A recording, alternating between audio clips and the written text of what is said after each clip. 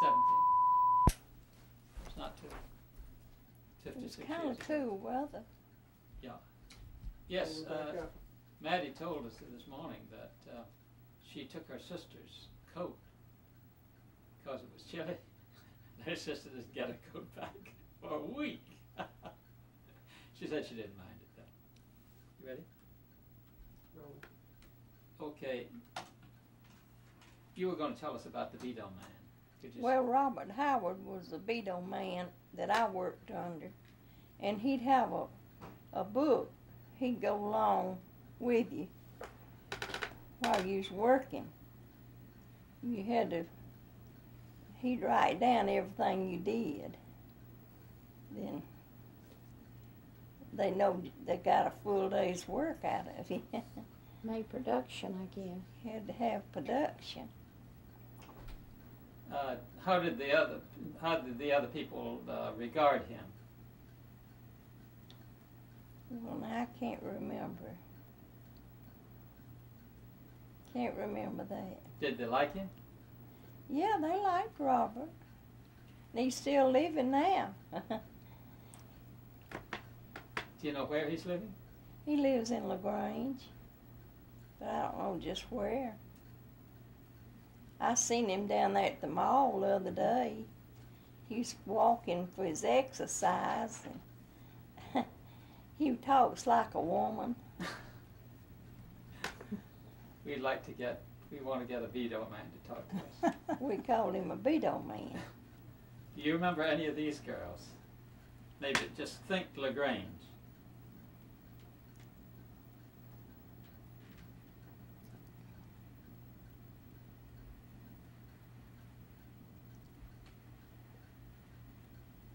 But these were all men again.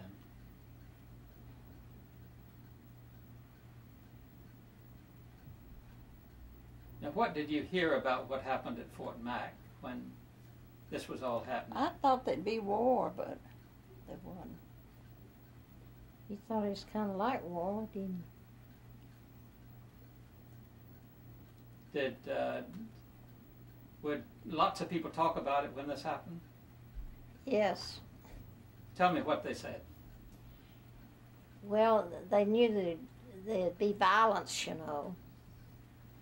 And we didn't want to get into it, so we stayed away from it.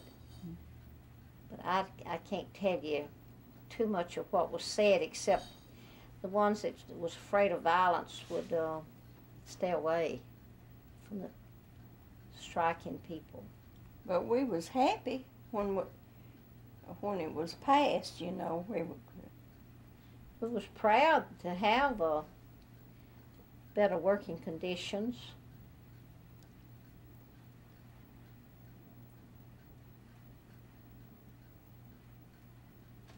Tell me about the working conditions in the mill at the time.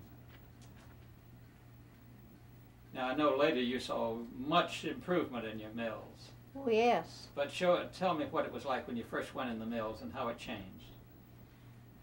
Well, when we first, it was not as clean as they were later on, because they didn't use any cuspidors or anything like that. It's just the floor, you know. And it was not as clean as back then. Of course, the restrooms were not as nice, and the working conditions were hard, you know, and we just had to work if we wanted to work, and if we didn't, we could just go home. That's the way they felt about it. You had to work hard to hold your job, but it was not as clean as it was later years. Were there any women foremen? No. I never did know of one. They were all men. How'd you feel about that? Well, I just thought they're supposed to be. I didn't, you know, never heard of a woman foreman before, you know, and I just thought that the men was supposed to do that. That's all I thought.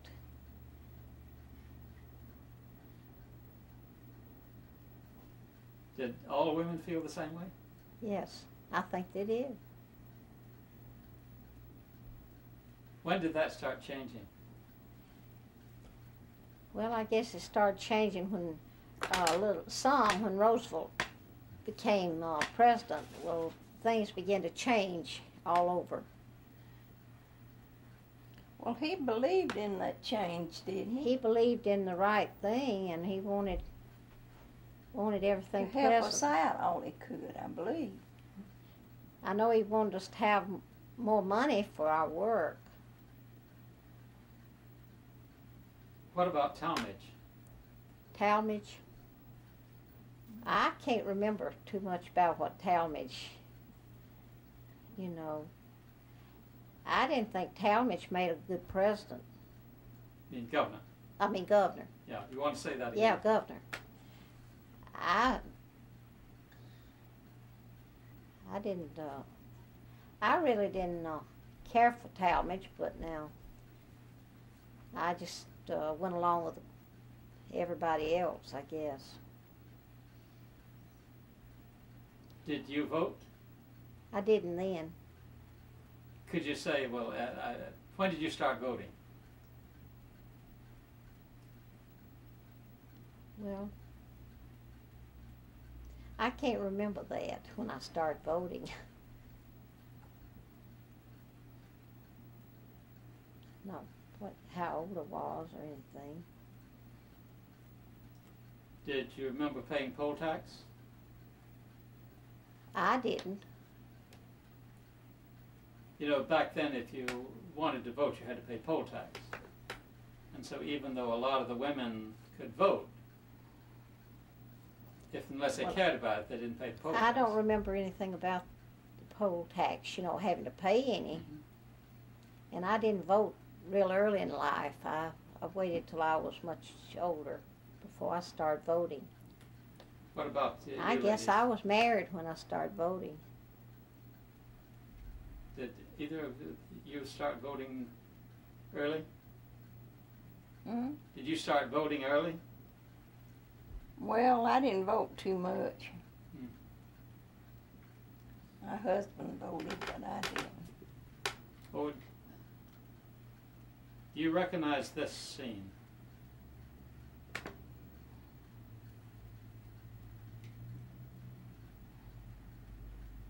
We think it's Macon, but we don't know. You don't know about the mills at Macon, do you? No. Yeah. So that's about all the Noonan stuff we have. This is all somewhere else, I think. Yes, we didn't know those people. Mm-hmm.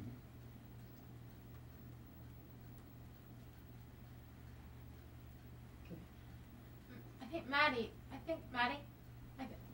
think it was Maddie, or maybe it was Mildred, who the other day you told me that you were there in the morning when that group of pickets came in on that truck. Well, we were there. Could you Maurine, I think, told Was you it that. Maurine? When you told them that you was over there when the strikers came. Yeah, we were at the plant gate whenever. Could you describe that to me? Well, we were just standing around the gate. Wait a minute, just talk to Judy about that. Yeah, I mean, I guess it was right before you were going to go to work, right? Yeah, we had to be at the gate. They had got in at 5 minutes till 8. And so we were all standing at the gate, you know, waiting to go in. And the truck came in with the people, you know, had sticks and everything just, you know, up in the air. And it, you know, it frightened all of us because we didn't know where we were going to get to work or not. Well, we didn't that day. But finally the National Guards came in and let us come in the next day. But that's when the truck came in, you know, and we were afraid to go into work. Did the people on the truck talk to you?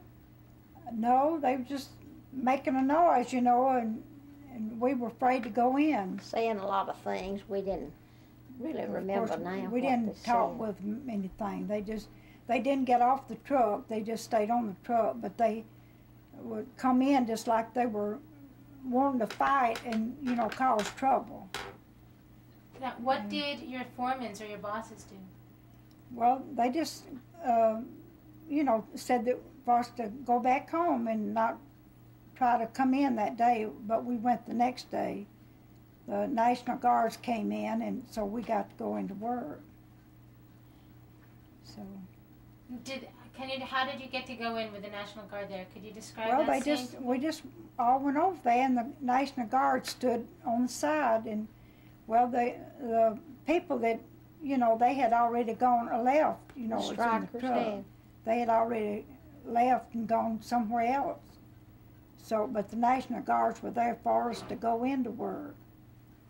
So, we didn't have any bad trouble there. They just was there for protection for us.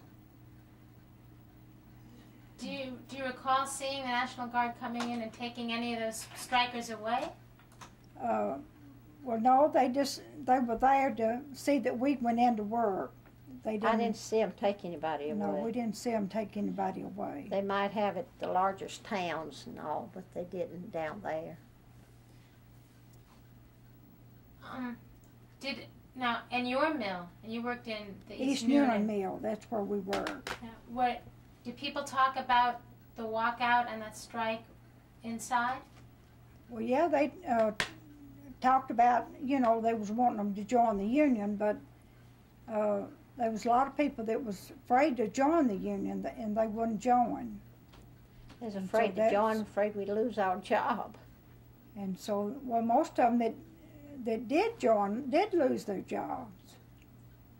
And but what about, were they put out of their houses? Yeah, they'd make them move. Mm-hmm. They'd move off the village because they own the village, own those houses. Newnan Mills owned the village, on the houses. And they'd make them move. If they lost the job, they had to move out. Did you see people get evicted from their homes? Well, they'd have to vacate, If they didn't vacate, they would make them anyway. They'd go move them out. Would they call the sheriff, or would they just send in a couple of people from the I've heard of it, that they'd call a sheriff out there to move them out. But Mr. Wood, he was the superintendent of the plant, and D.M. so Wood. he carried everything out just right, he thought, and well, he did a good listened job. to him, what he said. And now, I wonder, you seeing all those young girls there in Fort McPherson, and you were about the same age. You chose not to strike. What do you think about those girls that were put into the camp? Well, I don't think I would have done that myself. I didn't do it, but I don't know why I guess they were just wanting the union. So they'd make more money, I guess. Make more money, I guess. So. Was there any other reason other than making more money that you think they wanted the union? They wanted control, I guess, over the plant. I mean, did women have trouble with foreman or assignments or anything like that? No, I never did hear of it. No way.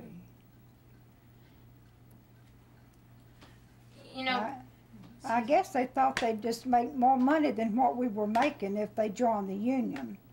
That's what I would think about it. But we never did join, so I don't. Well, now, since then, you people have been holding reunions with the people in Hogansville. Yes. So I gather there's not much ill feeling now. No, there's no ill feeling. Yeah. No, they weren't. There are no ill feelings at all. But was there ill feeling then? Back then, well, not really with me, I didn't feel badly with them. I just went along, I guess, trying to keep down trouble. Now, yes, there's a question. So I just tell you, yeah. Come on in. Come on in. I got all the stuff in my We've truck. got to go to war. Well, you go into out here now, and where will you go from here? I don't know. Well, I hope you don't have any No, we won't. bad. Well, let us hear from you. I will. Bye, Granny. Bye, honey. Love you. Love you too. Bye, Maddie. Bye, honey. Oh, Bye. We'd love Love to hear you. from Love you too. I hate to go. That's a sad business, isn't it? He's in the National Guards and he's having to leave. Another kind of assignment for the National Guard. Well, we've heard people talk about people being ashamed to be lint heads. Could you talk about that? You mean being ashamed of?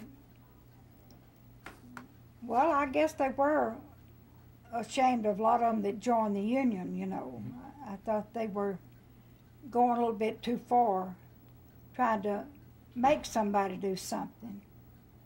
But we never did join the union, so we just... Fix the door. Do you want the door curved? No, it's all right. Okay. Well, we've heard the phrase lint heads used for to describe cotton mill workers. How does it make you feel when you hear that word? Well, back years ago, sort of shamed or something. What word? Lint head. Fact. Oh, lint head. How lint hair. Well, I guess we didn't want to be called that. That's the reason we like to run winders, because that was a little bit nicer. But lint, I've heard people call them lint heads, you know. But it didn't sound too nice to me. Well, we did. It was cotton work that we worked with, you know. It was It's cotton. lint. Lint would get in And your lint, hair. It was all in the plant, you know. It'd fly around. It got in your hair, too. Yeah, get in your hair, on your clothes. But We didn't want to be called that. Now, when you went downtown, you were in East Noonan and you went down to Noonan. Was there any difference? Did you feel any difference on the street or anything like that? I don't think so. Yeah. I didn't. You did. I didn't have feel different. You're talking about Well, feel like like you we was was a lower class people? Sort of lower. I didn't. Well, when we went to town, we dressed up like we was going to church. You know, we wore our hats and things like that. I can remember doing that. And Mama wouldn't let us dare go anywhere without we dressed up, you know. She wanted to make us a little bit better than what we was. No, she didn't. We were good people. We were respectful people. But we always changed our clothes and looked nice before we went out anywhere. I noticed in the tape here that all those women seemed to be having nice dresses on and all of that. Yes. They mostly were handmade dresses, you know. People used to make their own clothes more than they do now. I know my mother made everything we had. There's 5 girls, and she made all of our clothes. and if we ever went anywhere, we usually all went together. All 5? Yeah, we went together. There's 5 of us girls, and we'd go together. How'd you dress? How did we go? How'd you dress? Oh, we had on hats when we went to town. After we got up old, you know, some age, like 16 to 20, we always wore hats to town. That must have been a sight. Cover up them Five Ladies in lips. hats. We'd have gloves on and high heels. We wanted spiked heels. What'd you say? And sometimes the dresses would be long, down to our ankles. And then finally they changed and got a little shorter. But we wore long dresses all right. What'd you say about wearing a hat? Well, we wore a We hat felt good about it. because we covered up them lint heads that we think about. No, we They didn't have call any us lint lint no head, hair, we man. cover them up. We didn't We have didn't any lint. have lint in our hair, but we was afraid they'd call us that. Well, that was a style them days that we wore hats. We were very stylish girls when we were growing up. Everybody kind of envied us because we had nice clothes. But Mama made most of our clothes. And they you know, a lot of the girls thought that we felt superior to them, you know, because we had nicer things. And some of the girls did think that. But we didn't feel that way, but, you know, toward them, but they would feel that way, you know, with us. Could you talk about your education? Well, I finished the 8th grade. That's all I had. What did you? And I had to walk from East Union. The last year in school, I walked from East Union to Union High School, where the park is over on the street that comes in to Union. I can't think of that name right now. Comes in from Atlanta, you know, from Sprayberry's into Union. What is that street? Jackson Street. The school was right there on the corner of Jackson and Temple Avenue, and I walked from East Union to, that was about 2.5 miles. Walked there and back. No matter what kind of weather it was, we had to walk. That was the only high school, was it? Yes. Mm-hmm. What about your education? I finished the 6th grade. How did you feel about getting out of school and going to work? Well, I had to. Because there had to be some help, you know, money made where we could live. And you? Well, I finished the 6th grade, but I wanted to go to work, you know, because all the other girls was going to work. And so my daddy went with me before the principal, and he let me read. And he said, well, you read pretty good, and you can go to work if your parents don't care. So they let me go to work. And so that's why I went to work. It's just because the rest of the girls was working, and I wanted to work too. I arranged to have a little spending money. What happened to your checks? Well, Mama taken off a check. We didn't get a check. We got it. Well, we got money, but she'd taken off the bills, and she'd give us a little change, you know. But Mama controlled the house, and she bought our clothes and Made them. made them, and she saw that we had plenty of food. She stayed at home. She didn't work. She stayed at home and made the home for us. Well, now, one thing I haven't been able to figure out is that so many of the women who worked in the mills also had small children. How did they handle that? Well, the grandmother had to keep them, or either they had to hired stay at home black, with them you by know, themselves. black people to come in, and they'd work for 50 cents a day, you know, keeping those children. They worked real cheap. Well, Mama worked, you know, she didn't work. She stayed at home, but a lot of other people, they had colored folks to come in and take care of the children and cook for them, and they just practically raised the children. And so, But they didn't have to pay them very much. Now, I was talking with a woman the other day who said she started working, she's a bit older than you people. She said she started working in the mills at the age of 7. But then when I got to questioning, she said, no, I went down there to taking my baby brother to be nursed by my mother, and I used to clean off the looms and so forth.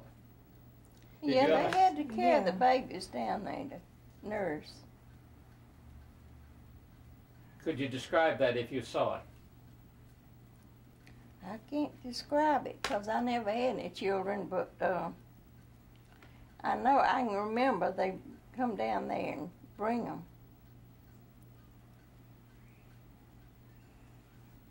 Yeah, they'd go to the, they'd bring them, the colored people would bring the small children down there, and they'd take them to the bathroom and let them nurse, and the maid would wait for them. And then she'd carry them back home. So I guess they brought them about twice a day.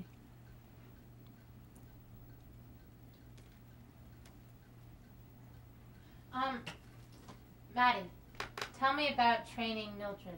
Mm-hmm. Tell me about what it was like to train your little sister. trained me to work at the mill. Oh. Well, I had to teach her the right way to work. She had to work. She couldn't fool around. I didn't know how to use the machine on the thing I had to wear on my hand, and she taught me how. Had a knotter, and you get the thread and pull it up and tighten and hold something and let it run on there and get started. And Well, we tied knots with a knotter we wore on our hands, and you just put the thread over it and then use your thumb to mash it down and tie the knot, and then we let it turn the winder on, the machine on, and it started running onto the cone or whatever. Was she a good student? Hmm? Was she a good student? Did I learn real well? Oh, yeah. She's not, she can't hear you good. Yeah, It didn't take me long to learn to run the winders. It didn't take us long them days to do anything. I learned to drive a car. Didn't even learn. I just got in it and drove. Daddy bought us a 25-mile Ford. And you didn't have to be taught nothing. You just get in there and pull something here and jerk off. And there you go. Remember the middle pedal Yeah. is for reverse. You can jerk. If you could jerk, you do. You had to learn yourself, didn't you? Just taught yourself how to do it. Could you describe a typical day for me? You worked a lot of hours, but when you started working, you worked a long day. Could you describe it for me from the morning to night? We had some hours off. No, the hours we worked. Oh, When you first went in the mills. 11 hours. We went to work at 6 o'clock in the morning and worked till 12, and then we'd have an hour for lunch, and then come back and work till 6 o'clock that night. That's how we worked to start with. With all these young girls around, did you have a good time? Oh, yeah. Tell me about that. Had good times. Yeah. Oh, sure. We'd have a good time at work even. You know, we enjoyed working because they were not too strict on us. We could even get out and go to the store and buy something, you know, and bring it back, and all of us have something to eat and drink. And they didn't care if you go into the store. We'd go down the railroad track to the store because it wasn't very far down, and get a bunch of stuff and bring it back. All of us eat. But later on, you couldn't do that, I gather. No, we couldn't dare leave the plant then. Well, they finally put drink boxes in the plant, and then But we wasn't allowed to They go finally out, put the toilet paper in there. Tell me And that you story. had to be Daddy's careful. got the story about that. You know, not waste the toilet paper. You had to be saving with it. They told us if we wasted it and they caught us wasting the paper, they was going to lay us off. So I thought it'd be smart for us to get a cob, carry it down there and put it in the bathroom. That'd be funny. My daddy always had corn, you know, and we'd shell the corn off and put it, you know, be a cob laying around. Well, in fact, we use that at home sometimes. I didn't. But we carried it down there, and I put in there hung it up with a string, Wrote a note. right behind the commode. Said, "Look, use this cob and save you a job."